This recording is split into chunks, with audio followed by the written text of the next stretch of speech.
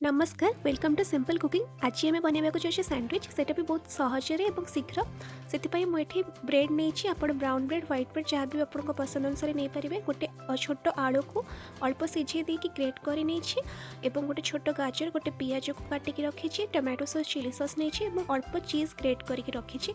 एवं सबू जाक को गोलैदबा और स्वाद अनुसार अल्प लुण पकेबा। आप चाहिए अल्प टिके गोलमरीच गुंड पकई पारे।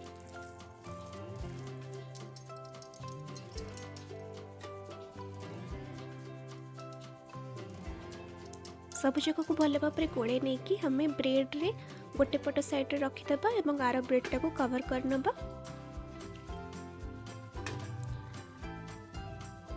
एबे हमें गोटे पैन रे 2 टेबल स्पून रिफाइन ऑयल नबा। भल भाव में तेल को तवा रे स्प्रेड कर नबा।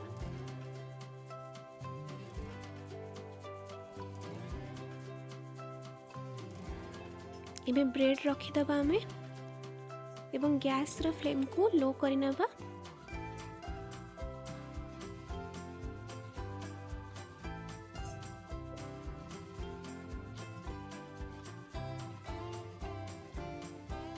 गोटे पट साइड कुक हो आसिले आर पटटा उल्टे देबे।